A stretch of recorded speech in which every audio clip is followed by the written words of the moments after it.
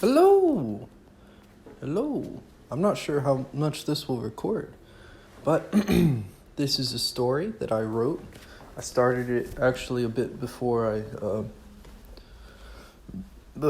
actually got back to finishing it. I don't remember when I started it, but I was able to finish it yesterday, and this is kind of a weird story, so I will go ahead and read it. Hello. This is my first podcast. Is this a podcast? I don't know. I don't know how that works. Anyway, is it still recording? Yes, it is. 30. Yeah, okay. This story is called Council of Meats. It's not, you may not enjoy it being vegetarian, I'm not sure. But, you're hungry. Lucky for you, you appear to be surrounded by a number of men. Men made of meat. Meat men. Now you understand that every living person is made of meat. It's just how it is. However, these are not your normal men. These men are meat, resembling upright steaks, drumsticks, and ribs, with small appendages and giant blue eyes, and stand as tall as people. This should be delicious and convenient, you think? However, there's a complication. These meat men live within a society, and you're an invited guest from the small human town of Tabasco, a little up the stream from here. It is Monday, and you sit around the table with the Council of Meats. They've called you here to help them with their war against the Vegemites, living vegetables across the stream from the meats who have apparently begun to dam the stream up for some reason. In exchange for your help, they promise you that they'll cage up the Vegemites, breed them, and ship a percentage of the Vegemites up to Tabasco to be fed to the human population. But again, a slight complication.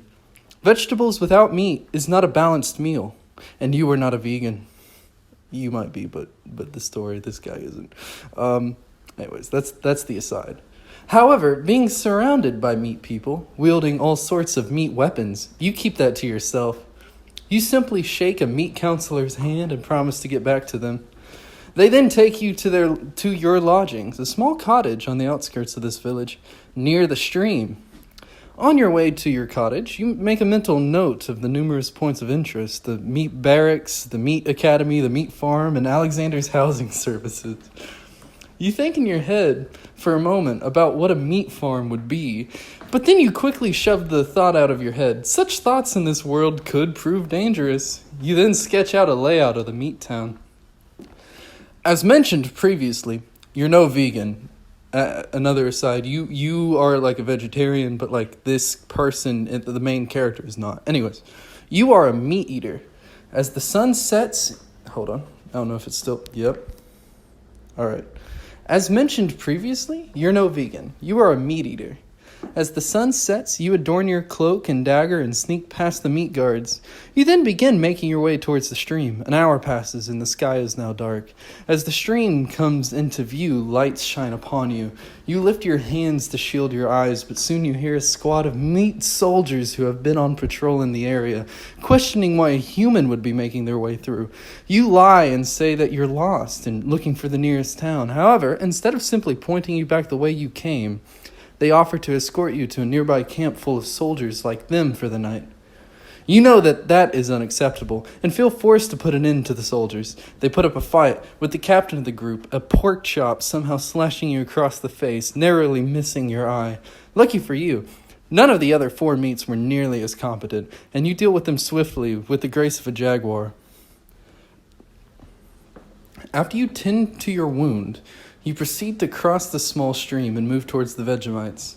With the stream behind you, you continue towards the Vegemites until you can see their fires through the darkness.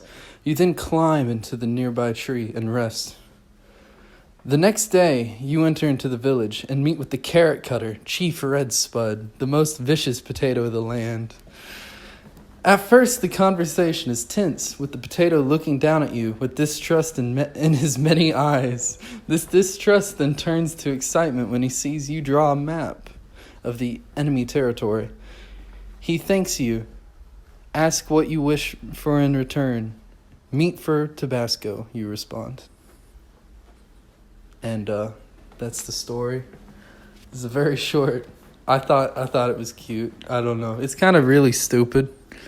But yeah, I hope you have a great day. Good day!